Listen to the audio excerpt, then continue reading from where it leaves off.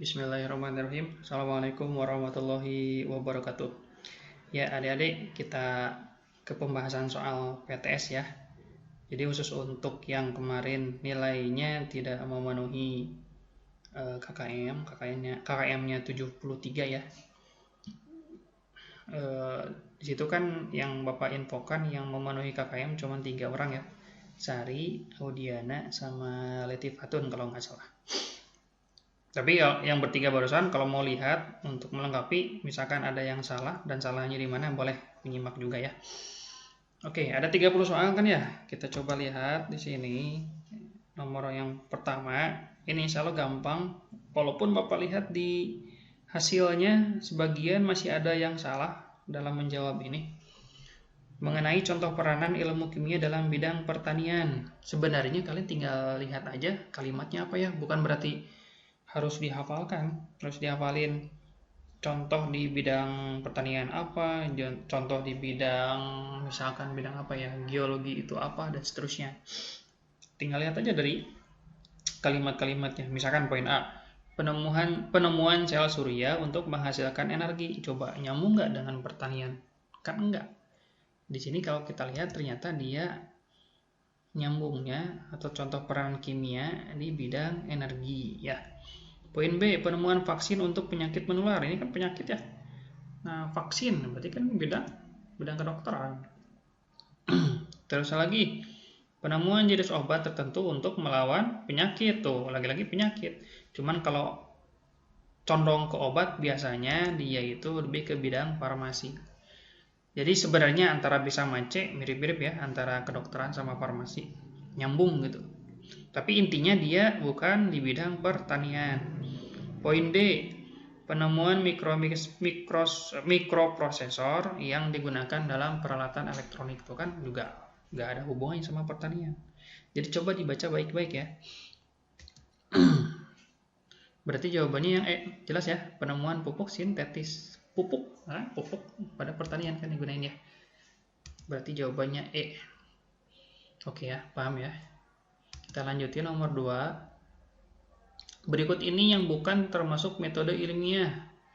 Menyusun hipotesis, melakukan eksperimen, melakukan kegiatan tanpa tujuan. Dari kalimatnya aja, poin C udah aneh.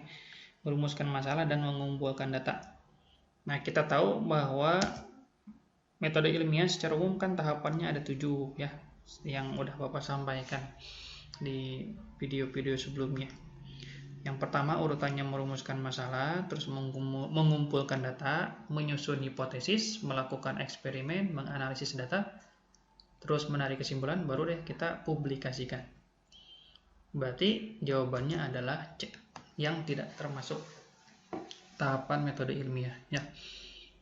Maunya lihat aja kalimatnya. Melakukan kegiatan tanpa tujuan, ngapain? Berarti ibaratnya apa nih?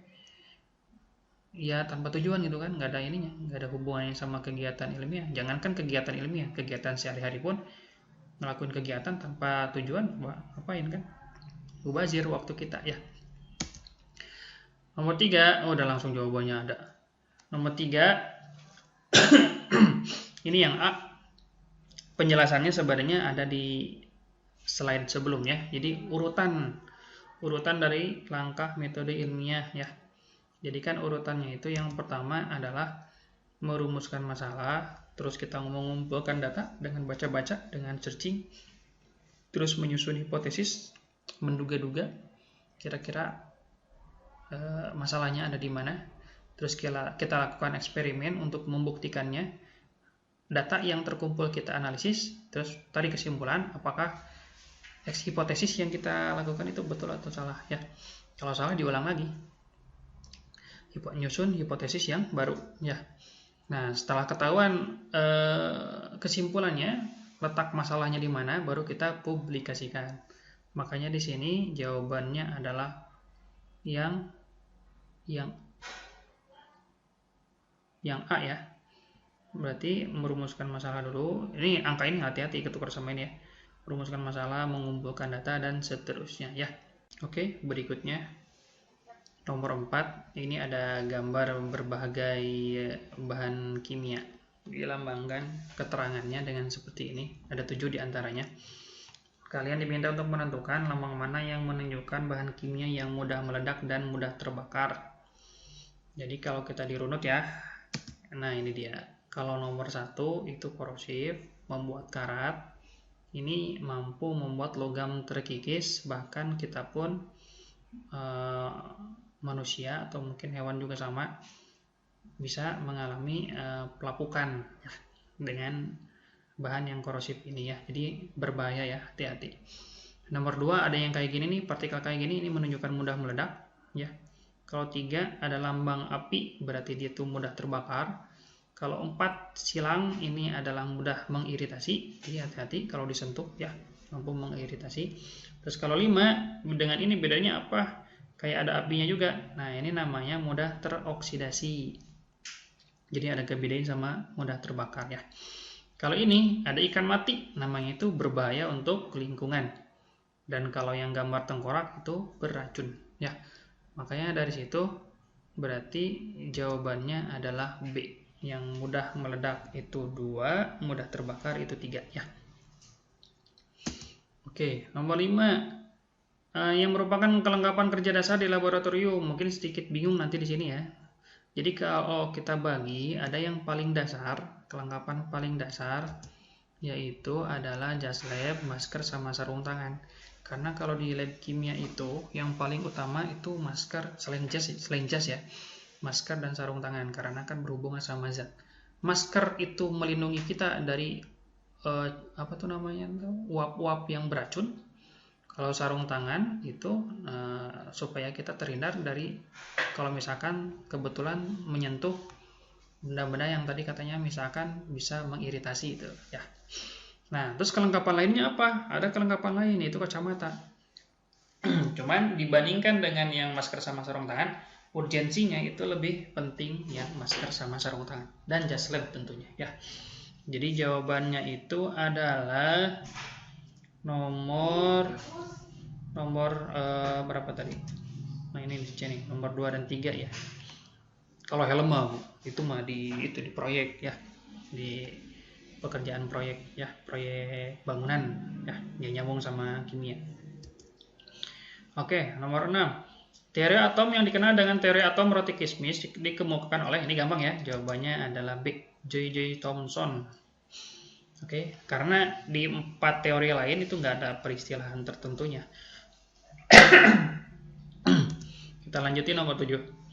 Nah, di bawah ini yang merupakan model atom menurut teori atom Rutherford yang mana? Ini yang kemarin Bapak minta untuk kalian hafalkan model atomnya yang mana, yang gambarnya apa, yang mana aja gitu ya. Nah, yang ternyata yang pertama kalau di sini itu adalah model atom Bohr. Terus yang kedua di sini Dalton yang bulat doang ya. Kalau bulat terus ada titik-titik seperti ini namanya mekanika kuantum. Terus yang ini nih yang roti kismis Thomson. Nah, ini yang Rutherford. Jadi kayak apa ya, kalau kalian sempat nonton film Jimmy Neutron tuh. Film apa? Kartun. Sekarang sih udah nggak tayang.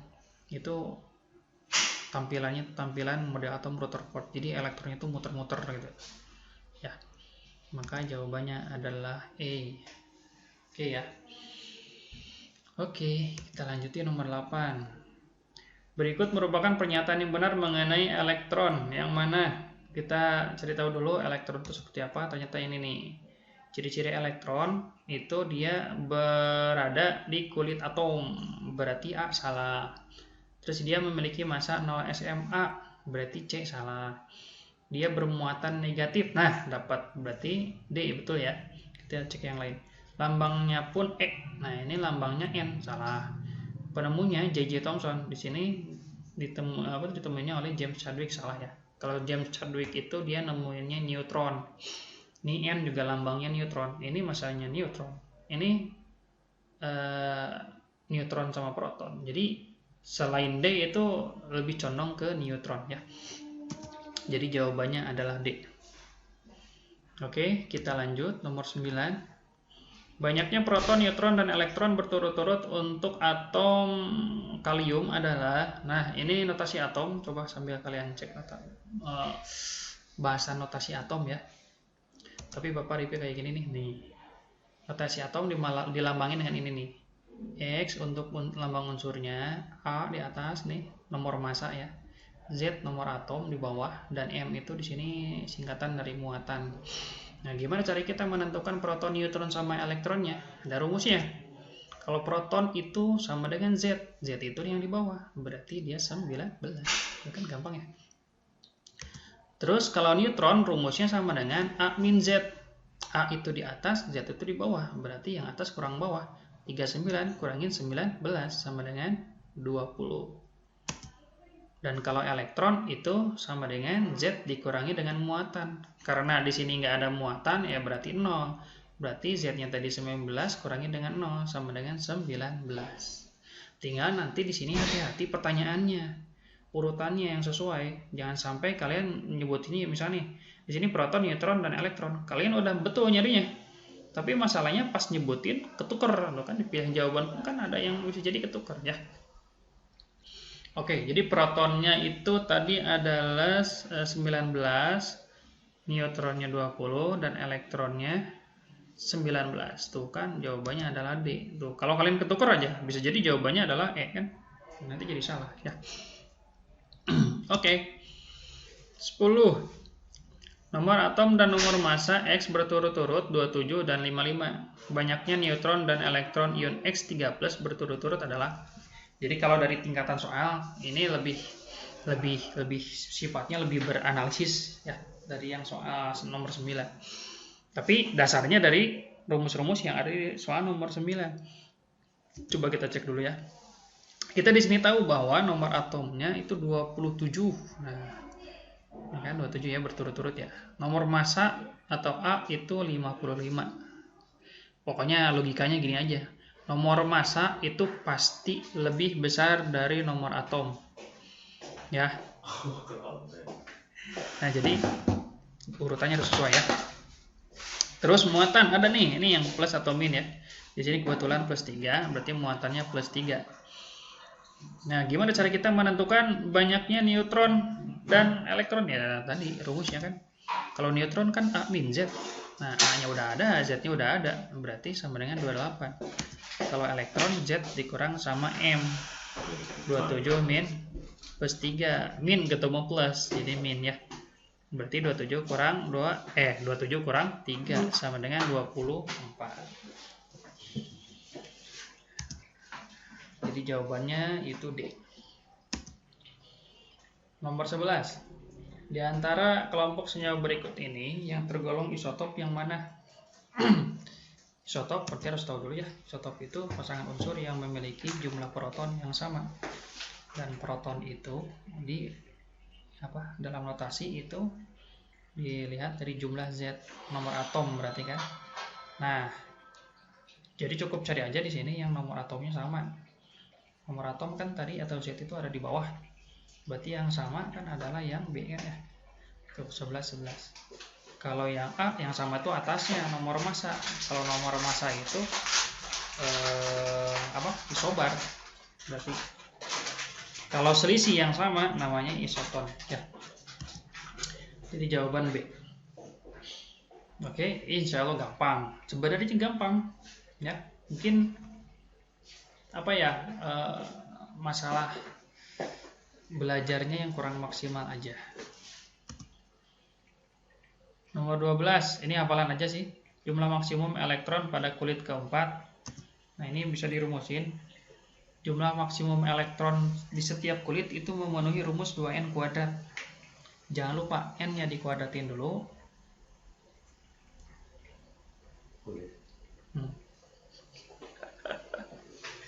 Nah, n-nya dikuadratin dulu, baru dikaliin 2 ya. Dan di mana n itu kulit? Kulit di sini bukan kulit manusia, ya. Kulit itu lintasan. Jadi lintasannya ya. Udah masukin aja deh. Jadi karena kulit keempat ya berarti 2 kali 4 kuadrat. 4 kuadratin dulu ya. 4 pangkat 2 itu 16. 16 kali 2 32. Jadi jawabannya E. Gampang. Atau mau kalian hafalin dari dari yang udah Bapak kasih bisa aja sih. Ya, kan Kulit pertama 2, 8, terus 3, 8, kedua 8, ketiga 18, keempat 32 dan seterusnya ya. Ya oke, kita lanjutin ya ke soal nomor 13. Di sini udah mulai ke konfigurasi elektron. Ya udah Bapak kecirin ya. Konfigurasi elektron dari unsur dengan notasi di sini harusnya ya argon 40, nomor massa dan nomor atom 18. Jadi dalam penentuan konfigurasi elektron itu angka yang kalian gunakan itu adalah angka nomor atom sesuai dengan sebenarnya dari notasi atom ya. Jadi angka yang bawah ya. Jadi yang angka atas itu pengecoh aja, biarin aja ya. Nah, gimana nih? Sebenarnya udah ada jawabannya itu kan di Bapak udah tembelin. Tapi kita lihat pembahasannya. Nah, untuk konfigurasi elektron yang berdasarkan kulit, jadi kita harus tahu jumlah maksimal elektron di setiap kulit ya. Kulit K itu 2, L itu 8, M itu 18 dan seterusnya. Jadi nggak boleh melampaui jumlah maksimalnya. Tapi itu pun ada syarat lain, di mana yang namanya elektron valensi disingkat EV atau elektron terakhir, dia tidak boleh bernilai lebih dari 8. Jadi maksimalnya 8. Jadi kalau nanti ada maksimal ternyata di elektron terakhirnya itu lebih dari 8, berarti nanti ada penataan ulang. Nanti kita coba lihat ya. Contohnya mungkin ada. Nah, untuk kasus ini berarti konfigurasi dia untuk argon yang 18 sama dengan 288. Kan udah gitu aja ya. 2 karena di sini 18 kan masih banyak. 8 sesuai maksimalnya. Masih sisa nih, sisa lagi 8. Pas banget ya. Dengan yang maksimal 8 elektron terakhir. Jadi jawabannya adalah B. Oke ya, ini materi cukup sering terulang di bab berikutnya, khususnya nanti di bab ikatan kimia. Jadi harus diusahakan bisa dikuasai ya. Diulang-ulang aja. Kita lanjutin nomor 14. Pertama nih. Konfigurasi elektron yang tepat untuk unsur dengan nomor atom 20. Sebenarnya secara pembahasan mirip sama soal sebelumnya. Kita harus hafal jumlah maksimal elektron di setiap kulit. Terus syaratnya elektron valensi maksimal 8. Sehingga dia konfigurasinya adalah 2882. Nah, ini mau buat penjelasan nih. Kalau kalian lihat kan maksimal elektron kulit ke M, kulit ketiga itu 18. Terus di sini kan karena dia 20 ya. 2, 8 sampai sini kan 10. Berarti di kulit ketiga ini dia itu sisa 10.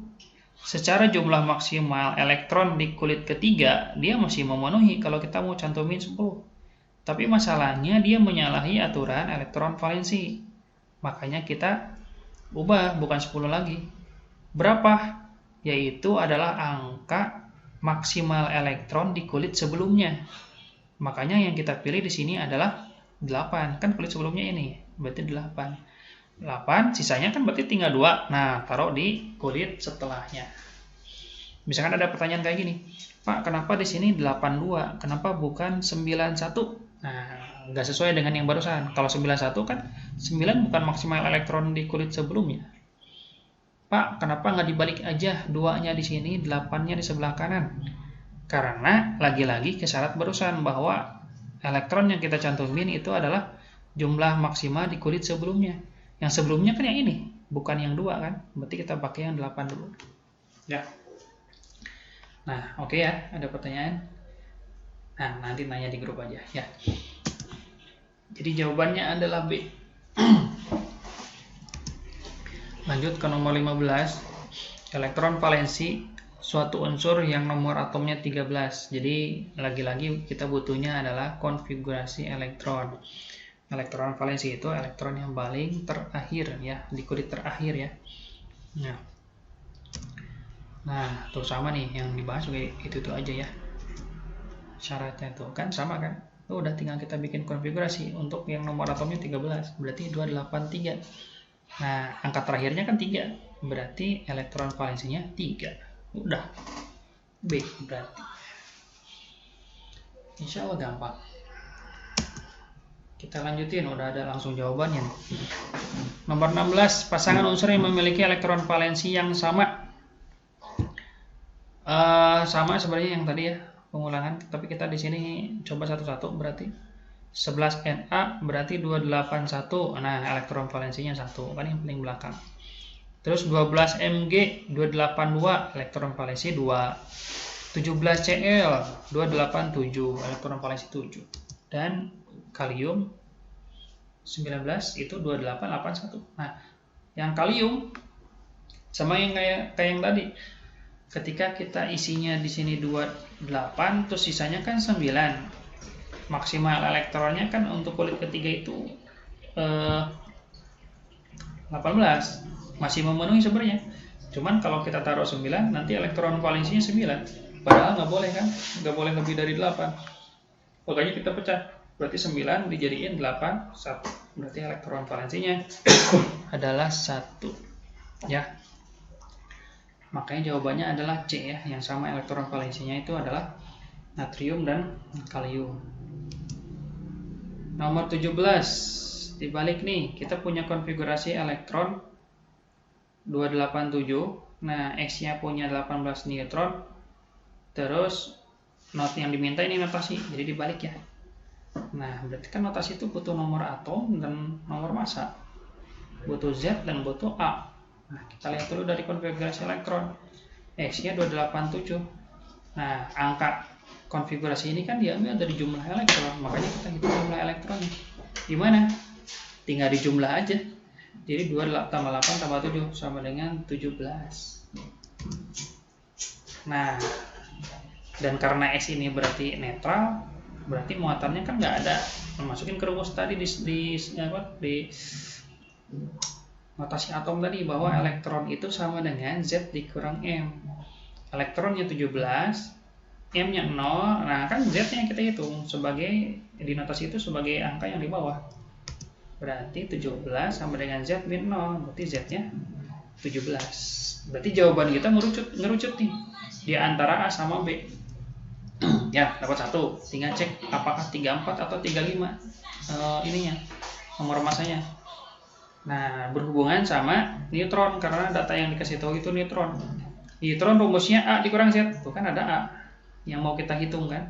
Z-nya udah ketemu barusan. Neutronnya ada 18, tinggal masukin aja. 18 sama dengan A min 17.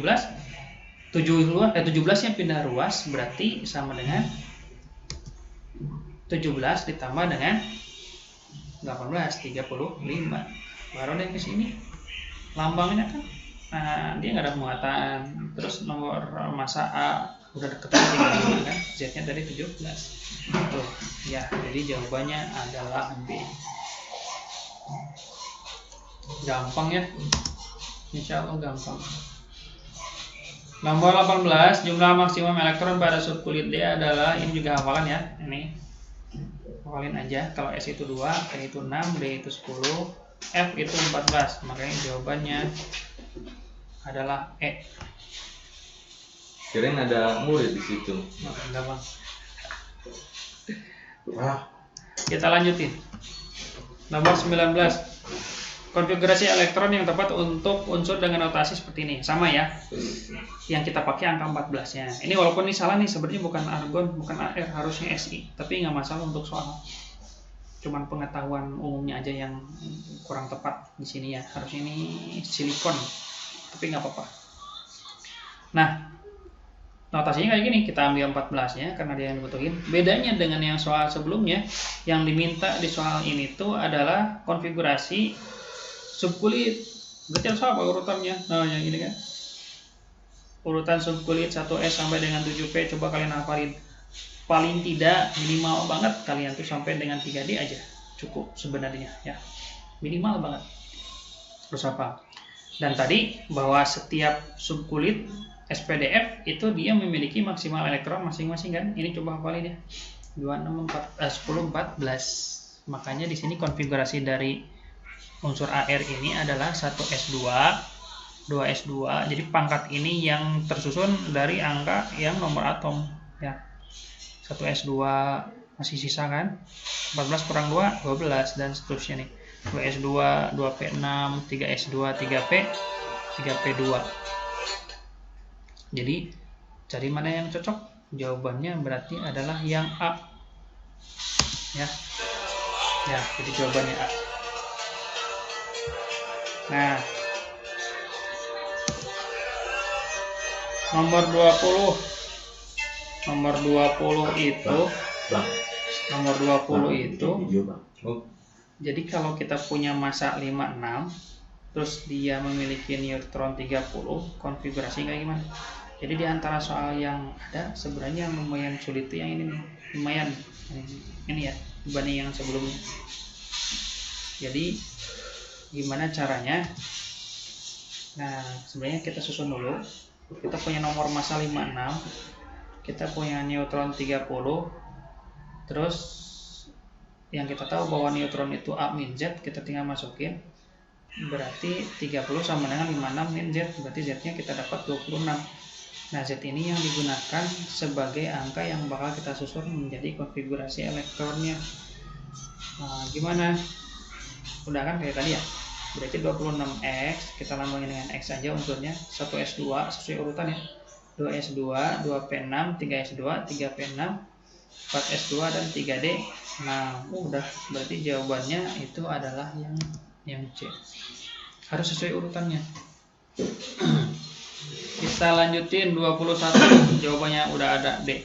Kenapa D? Karena gini ya, 29Cu ini kalau kita singkat bisa menggunakan helium, neon, argon, krypton. Ternyata kita pakai adalah argon karena angkanya yang mendekati Cu dan lebih kecil ya. Berarti kita pakai argon. Terus setelah argon itu ada 4S, 3D, 4P sesuai dengan sisa yang ada aja. Kebetulan karena argon itu 18, berarti 29 kurangi 18 itu kan sisanya 11. 11 ke 4S2 sisanya 9, bukan? 3D 9. Karena D maksimalnya 10, masih bisa menampung semua. Jadi nggak perlu kita ke 4P. Ya. Nah, ada cumannya. Ternyata kalau kita jawabnya itu adalah yang B, ini kan salah. Ini udah ada jawabannya nih, D ini. Kenapa D? Karena gini. Ada yang namanya kestabilan konfigurasi penuh dan setengah penuh. Nah, simpelnya dibikin gini aja, hafalin. Jadi kalau kalian ketemu bentuk konfigurasi yang belakangnya itu D4 atau D9, nanti satu dari S-nya ditransfer ke D-nya. Makanya ini jadi S1, ini D5, ini S1, ini D10. Nah, ternyata Cu di sini mirip ke pola konfigurasi yang bawah nih, yang S2 D9 sama kan? Nah, jadi bedain satu. Berarti S1 D10. Jadi jawabannya adalah D ya. Oke ya. Mantap nih. Nomor 22 ini yang suka ada di soal SBMPTN UTBK. Jadi kita diminta untuk menentukan konfigurasi elektron dari suatu ion positif ya. Mirip yang tadi ya. Pertama kita tahu bahwa kan elektron rumusnya Z min muatan, berarti 22 dikurang plus 2 sama dengan 20. Berarti elektronnya tuh berkurang, jadi jumlahnya 20. Kalau kita langsung seperti ini, berarti Ti2 plus itu konfigurasinya adalah AR, karena tadi kan 18. Habis itu kan 4S ya, 4S2. Ya kan? Berarti nggak ada kan di sini ya? Ya, dan lagi pula, ini salah. Kenapa salah? Karena elektron yang dilepas atau dikurang itu adalah elektron dari subkulit yang paling luar. Siapakah yang paling luar? Berarti kita cek dari konfigurasi netralnya dulu nih. 22 Ti kan adalah AR 4S2 3D2. Ini kan AR 18 ya. Atau kalau misalnya, Pak ini saya kok nggak ngeh nih pakai penyingkatan. Kalau nggak ngeh ya udah kalian susun dari 1S aja, nggak masalah, sama aja kok. Cuman beda penampilan aja. Tapi hasilnya sama. Nah, habis AR 4S2 3D2 untuk yang netral. Yang jadi masalah berikutnya, emang kenapa ini salah gitu kan? Ternyata ketika dia membentuk ion plus 2 yang bermakna dia melepas 2 elektron, berarti elektronnya dikurang. Itu katanya yang dikurang tuh dari subkulit yang paling luar. Siapa yang paling luar? Yang paling luar itu bukan berarti yang paling belakang. Walaupun secara umum iya gitu kan, tapi nggak selalu gitu. Nah, katanya gini, ternyata di sini yang paling luar itu adalah 4S, bukan 3D. Itu gampangnya, cara gampangnya gimana? Dilihat dari angka depannya, siapa yang besar berarti dia yang lebih luar ya, berarti 4S. Sehingga yang dikurangin itu dari 4S dulu. Makanya TI2 plus jadinya adalah AR, tuh dilepasin kan. Kebetulan S-nya juga ada 2, ya berarti habis 0 kan. Kalau misalkan, Pak, gimana kalau 3 elektron yang dilepas? Berarti kalau S-nya kurang, baru kita ambil dari D-nya ya. Jadi penulisannya bisa gini, AR 4S0 3 D2, atau langsung 4S-nya hilangin aja, nggak masalah ya. Maka jawabannya adalah yang E ya. Oke, nomor 23 diminta menentukan keempat bilangan kuantum untuk 4D3. Oke, kita lihat 4D3 itu yang pertama untuk M, kalian lihat angka depan ya. Itu kan berarti 4 ya, gampang. Terus untuk L, kalian lihatnya hurufnya, bentuk orbital. Hafalan nih SPDF, S itu 0 kalau untuk L ya, nilai L. P itu 1, D itu 2, dan F itu 3. Karena ini D, berarti L-nya 2 ya. Terus nilai M, dia rentang antara min L sampai dengan plus L. Karena tadi L-nya 2, ya berarti di sini antara min 2, min 1, 0, plus 1, dan plus 2. Angkanya di sini ada 5 macam, berarti kita bikin kotak sebanyak 5. Ya, 5. Terus ini panah dari mana? Dari pangkatnya. Masukin pangkat ini yang merupakan elektron ke kotak-kotak ini nih. Dan mengisikannya gini, berparalel dulu ya. 1, 1, 1, 1, 1 dulu. Dan arahnya ke atas. 1, 1, 1. Sesuai dengan jumlah ini. Karena 3 berarti 1, 2, 3. Berhentinya di mana? Itu menunjukkan nilai dari M-nya. Sesuai dengan urutan angka ini kan. Ini min 2, min 1, 0, plus 1, ini plus 2 harusnya ya. Kelupaan. Nah, berarti karena berhenti di sini, berarti nilai M-nya adalah 0. Oh, ini besar. Barang sama ini muncul. Jadi nilai M-nya adalah 0 karena elektronnya berakhir di sini. Yang paling akhirnya tuh menempati orbital 0 ya. Jadi L-nya M-nya sama dengan 0. Nah, terus bilangan kuantum yang terakhir S, nilainya positif setengah karena kan ada 2 bentuk ya nanti tuh. Kalau elektron arahnya ke atas, yang terakhirnya berarti S-nya plus setengah, kalau ke bawah berarti min setengah. Karena tadi elektronnya di sini yang di 0 ini arahnya ke atas, berarti S-nya bertanda plus setengah. Oke. Jadi jawabannya itu adalah A. Kita lanjutin nomor 24. Sama nih, bilangan kuantum, tapi dia dari nomor atom. Kalau ada yang seperti ini, berarti kalian butuh konfigurasi elektronnya dulu. 17 dikonfigurasiin, jadi 1S2, 2S2, 2P6, 3S2, dan 3P5. Paling lagi ya, ininya nih, urutan subkulitnya. Nah, yang paling akhir itu yang kita ambil untuk mendapatkan nilai bilangan kuantum. Berarti subkulitnya itu adalah 3P5. Sama nih sebenarnya caranya sama yang kayak nomor sebelumnya. Jadi dia 3P5, N-nya 3 dari angka depan. Terus karena hurufnya P, orbitalnya P, berarti L-nya 1. Terus M-nya berarti dari min L sampai plus L, ya min 1, 0, sama plus 1. Karena angkanya 3, berarti kotaknya ada 3. Tuh, min 1, 0, dan 1. Nah, ini elektronnya kayak gini ngisinya gimana? Jadi bukan 1, 2, 3, 4, 5, bukan. Tapi ngederet dulu satu-satu ke kanan. Baru kalau masih kurang, balik lagi ke kiri dengan arah yang berlawanan. Karena di sini jumlahnya 5, berarti kan gini. 1, 2 ke sini, 3, nah kan? Masih kurang nih, karena 5, ini baru 3. Balik lagi ke kiri dengan arah yang berlawanan.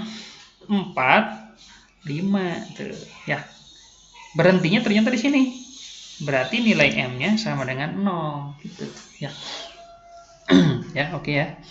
Dan nilai S-nya seperti yang tadi, apakah yang plus setengah atau min setengah? Ternyata dia adalah yang min setengah karena arah elektron terakhirnya itu ke bawah, ya. Ke bawah berarti yang ini nih, ya. Jadi jawabannya itu adalah yang C. Oke, lanjut 25. Ini hafalan aja, katanya SPU modern yang disusun oleh Henry Moseley disusunnya berdasarkan apa? Nah, Kalau untuk yang C, nomor massa dan kemiripan sifat itu SPU-nya Mendeleev. Nah, kalau yang D, nomor atom dan kemiripan sifat itu SPU modern. Nah, berarti jawabannya D. Kalau yang lain ini sepotong-sepotong nih. Nomor massa aja ada nggak? Biasanya ada keterangan lainnya. Nomor atom nggak ada. Kemiripan sifat juga ada keterangan tambahan ya. Jadi jawabannya adalah D. 26. Berikut ini unsur yang bukan termasuk golongan gas mulia. Berarti kalian harus tahu dulu gas mulia itu apa aja. Nah, paling tidak di sini ada 4 golongan yang kalian harus hafal. Ya, ini ya. Ada golongan 1A alkali, golongan 2A alkali tanah, 7A itu halogen, dan 8A adalah gas mulia. Berarti yang ini nih, gas mulia nih. Ada helium, neon, argon, krypton, xenon, dan radon. Coba dihafalin. Maka jawabannya yang bukan adalah natrium ya. Natrium ada di golongan 1A. 27. Sebagian besar unsur 7A katanya adalah pembentuk garam. Nah, makanya golongan 7A ini disebut juga dengan nama golongan sebelumnya kan udah ya, yaitu halogen. Nih, halogen tuh pembentuk garam. Kalau alkali itu abu, nanti dia bersifat basa. Alkali tanah mirip sama alkali, cuman dia banyaknya di tanah. Terus gas mulia yaitu gas yang sifatnya stabil ya. Jadi mulia di sini bukan mulia arti mulia yang kita tahu gitu, tapi maksudnya adalah stabil. Terus kalau transisi ini adalah unsur yang golongan B sebenarnya. Dan dia ada di antara golongan utama yaitu golongan 2A dan 3A. Ya. Jadi jawabannya untuk nomor 27 adalah A. 28. Nih kok muncul ini nih. 28. Jadi unsur yang katanya dia memiliki konfigurasi seperti ini terletak di golongan mana? Nah, ini aja nih. Jadi X itu konfigurasinya kayak gini. Jadi nanti dia, nah ini maksudnya ya. Nih, ini kan kulit 1, kulit 2, 18 kulit 3, dan 7 itu ada di kulit keempat. Nah, kulit terakhir itu yang diisi oleh elektron merupakan periode yang ditempati oleh unsur tersebut. Nah, kulit terakhir yang ditempati elektron kan kulit keempat, yaitu yang angkanya 7. Berarti dia terletak di periode keempat ya, karena kan kulit elektron terakhirnya nih adanya di kulit keempat, berarti periode 4. Nah, terus lagi-lagi yang terakhir 7-nya elektronnya sekarang nih. Elektron di kulit terakhirnya itu disebut dengan elektron valensi. Nah, udah kita bahas ya. Nah, nanti elektron valensinya yang mendasari dia terletak di golongan berapa? Karena dia elektron valensinya 7, berarti dia di golongan 7A. Jadi kalau untuk konfigurasi yang kulit seperti ini biasanya hanya terbatas untuk golongan A aja. Makanya misalkan gini, Pak, A-nya itu dari mana? Ya, berarti emang ketentuan bahwa konfigurasi kulit itu khusus untuk golongan A, gitu aja ya. Jadi langsung otomatis golongan A. Sedangkan kalau angkanya berasal dari elektron valensi ya. Jadi jawabannya adalah B. Kita lanjutin nomor 29. Ini sama, cuman konfigurasinya itu konfigurasi subkulit ya kan. Jadi kalian cari letaknya itu berdasarkan konfigurasi subkulit yang diketahui. Kalau kayak gini berarti kalian harus tahu dulu kulit valensi. Sebenarnya ada 4 macam, cuman Bapak nggak pakai yang terakhir ya, karena jarang banget ya. Hanya 3 yang wajib kalian hafal. Yang pertama NS pangkat angka, X di sini. Ini kalau kayak gini berarti dia golongan XA, periodenya N. Jadi ininya gini. Kalau dia belakangnya S, berarti dia itu golongan A. Berapa A? Tergantung pada pangkatnya S, ya kan, jumlahnya elektron yang ada di S-nya ini. Kalau kan S maksimal 2, jadi kan boleh 1, nggak boleh diantar lebih yang dari di luar itu kan, di luar dari 1 dan 2. Berarti pilihannya kalau nggak 1 ya 2A gitu. Kalau yang kulit valensi yang pertama. Kalau periodenya diambil dari angka depan S itu aja. Atau Bapak bahasakan gini, S itu egois. Jadi kalau untuk penentuan periode, kalian harus dilihat dari angka depan S-nya yang paling besar ya. Tapi kalau misalkan belakangnya itu bukan S, S itu maunya ikut. Makanya untuk penentuan golongan, untuk kulit kulit valensi yang lain. Jadi gini contoh. NS pangkat X, NP pangkat Y. Berarti golongannya adalah ya paling belakangnya itu NP, pangkatnya berapa, yaitu Y, ditambah dengan S-nya. Ya kan? Nah, ini pun sama, dia ada di golongan A ya. Periodenya sama, cukup melihat angka depan S aja ya. Nah, dan ini kulit valensi yang terakhir ini yang agak banyak nih aturannya. Jadi NS dan N-1D ya, jadi yang S sama D bersandingan gitu kan. Nah, ini di golongan B, periodenya sama ya, acuannya yaitu angka depan S.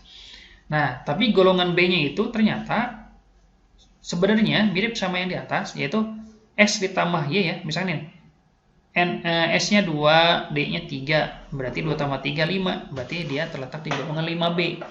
Tapi kalau misalkan jumlahnya itu adalah 9 atau 10, bukan berarti 9B atau 10B, tapi tetap 8B ya, sama kayak jumlahnya 8. Dan kalau jumlahnya 11 bukan 11B tapi 1B, jumlahnya 12 berarti 2B. Ibaratnya angka belakang aja deh kalau belasan ya. Oke, itu aturannya. Makanya dari sini dia termasuk ke dalam kulit valensi yang mana nih? Coba dibandingkan, coba dipikirkan, dianalisis. Ini termasuk kulit valensi yang mana kalau konfigurasinya kayak gini? Nah, ternyata dia masuk yang kedua ya, NSX, NPY. Jadi kulit valensinya itu adalah 3S2, 3P4. Berarti dia golongannya adalah cukup dijumlahin pangkatnya 2 tambah 4 berarti 6 ya. Terus karena dia belakangnya P berarti golongan A. Berarti dia ada di golongan 6A. Periodenya cukup angka depan dari S yaitu 3. Jadi jawabannya itu adalah C. Oke, terakhir langsung udah ada jawabannya ya. Ini juga yang lumayan nih.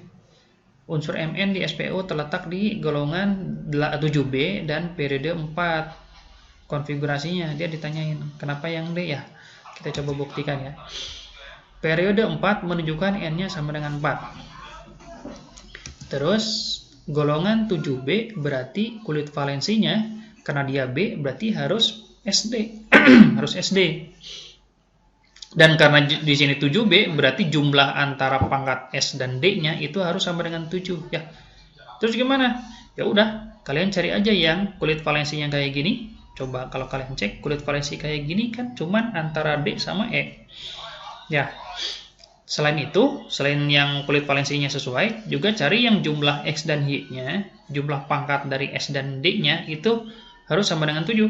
Kalau yang E kan 2 tambah 7, 9. Bukan. Nah, ternyata jawabannya D. Udah. Ya. Oke. Itu saja ya. Coba dipelajari berulang-ulang. Kalau bisa videonya di-download. Ya, sambil baca-baca juga. Biar nanti remedianya gampang insya Allah. Nanti remedianya 20 soal ya. Oke, segitu aja ya. Bapak cukupkan. Alhamdulillahirabbil alamin. Assalamualaikum warahmatullahi wabarakatuh.